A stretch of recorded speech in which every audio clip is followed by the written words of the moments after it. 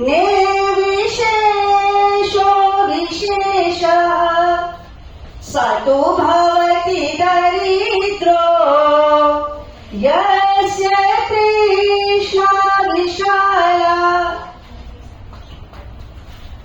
कहते हैं वयम इह परितुष्टा बलकलै पंच लक्षणा। एक मुनि राजा से कहते हैं, हे राजन, मैं पत्तों से बने हुए वस्त्रों को पहनकर संतुष्ट हूँ। समझ रहे हैं मेरी बात?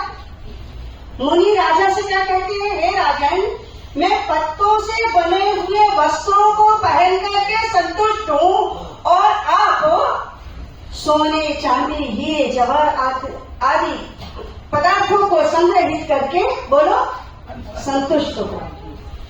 समयः परितोषो निर्विशेषो विशेष। संतुष्टि तो हम दोनों की समान ही है। सही बात है ना? आप भी संतुष्ट हो और हम भी संतुष्ट हैं। कहते हैं आगे कि कौन फिर असंतुष्ट कौन है, दरिद्र कौन है? तो कहते हैं कि सतो भवति दरिद्रो यस्य तृष्णा विशाला। तृष्णा माने क्या होता है, कोई बताए? तृष्णा माने इच्छा। तृष्णा माने इच्छा। दरिद्र वो है जिसकी इच्छाएं बहुत हैं, विशाल है। समझे आप? संतुष्टि तो दोनों की समान है।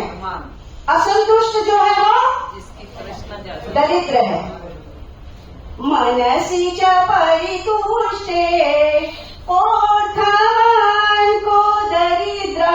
यदि मन के अंदर संतुष्टि आ जाए तो कौन दरिद्र है और कौन धनवान है ना? सबसे ज्यादा आवश्यकता किस चीज की है? संतुष्टि की है। हमारे पास जो है, जितना है, उसको प्राप्त करके परमात्मा को धन्यवाद करेंगे, ईश्वर को समर्पित करेंगे और जीवन में आनंद के लिए पुरुषार्थ करेंगे। परम आनंद कहाँ है? उस परमात्मा में है। लेकिन हमारा जीवन पदार्थों में बीतता है। थोड़ी सी और आगे बढ़ते हैं, थोड़ी और गहराई में चलते हैं। धनानि भूमौ पशश्च गोष्ठे भार्या गृहत्वानि जनाः श्मशाने देहाश्रितायां परलोक मार्गे कर्मानुगो गच्छति जीव एकः। कहते हैं धनानि भूमौ, ये जो धन संपत्ति है, जो हमने सारा जीवन पुरुषार्थ करके एकत्र किया है, वो कहाँ रह जाएगा? भूमौ, इस भूमि के ही छोड़ के चले जाएंगे। पशवश्च गोष्ठे, जो हमारे पशु इत्यादि है वो सभी अस्तबल में रह जाएंगे। हमारी कार पार्किंग में रह जाएगी। आगे कहते हैं भार्या गृहत्वानि जनाः श्मशाने। भार्या है पत्नी, वो कहाँ रह जाएगी? कहाँ रह जाएगी? गृहद्वारे, गृह माने घर के दरवाजे तक रह जाएगी। और जनाः, जो हमारे बंधु बांधव है, वो कहाँ तक जाएंगे? श्मशाने, श्मशान तक जाएंगे। आगे कहते हैं कर्मानुगो गच्छति जीवकेकः देहाश्रितायां।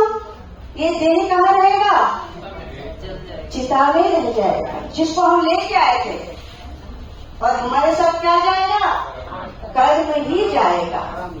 कर्मानुगो गच्छति जीव एकः। जीवात्मा के साथ उसके कर्म ही उसके साथ जाएंगे, बाकी सब कुछ यहाँ रह जाता है। ये बात ध्यान रखना। श्री कृष्ण कहते हैं अवश्यमेव भोक्तव्यम कृतम कर्म शुभाशुभम। हमको तो भोगना ही होगा। हमारे जो कर्म शुभ करें या अशुभ करें, दोनों कर्मों का फल अवश्य ही मिलेगा। इसके लिए अच्छे कर्मों को करने का निरंतर प्रयास करना चाहिए। वो परमात्मा कण कण में वास करता, हमारे अंदर भी है, बाहर भी है। ठीक वैसे ही जैसे कि रसगुल्ले के को यदि रस में डुबो देते हैं तो उसका रस क्या होता है? रसगुल्ले के अंदर भी होता है, बाहर भी होता है, व्याप्त होता है पूरे रसगुल्ले के अंदर। ऐसे ही परमात्मा सर्वत्र व्याप्त है, हमारे अंदर और बाहर है, निरंतर निरीक्षण कर रहा है। वो गुरुओं का गुरु है, आचार्यों का आचार्य है, माता पिता का माता पिता है। वो निरंतर देख रहा है, वो न्यायाधीश है। हर पल हर क्षण हमारे कर्मों का हिसाब करेगा। इसके लिए श्री कृष्ण कहते हैं, उद्धरे आत्मनात्मानम नात्मानम अवसादये आत्मैव ह्यात्मनो बंधु आत्मैव रिपु रात्मनः। क्या कहते हैं श्री कृष्ण कि हम अपने मित्र और अपने शत्रु हम स्वयं हैं। हमारे अगला जन्म क्या होगा, कैसा होगा, उसके भागी हम स्वयं हैं। इसके लिए हमको कर्म को क्या करना है? विचार करके करना है। थोड़ी सी और गहराई में चलते हैं। और अपने शत्रु हम स्वयं हैं। हमारे अगला जन्म क्या होगा, कैसा होगा, उसके भागी हम स्वयं हैं। इसके लिए हमको कर्म को क्या करना है? विचार करके करना है। थोड़ी सी और गहराई में चलते हैं।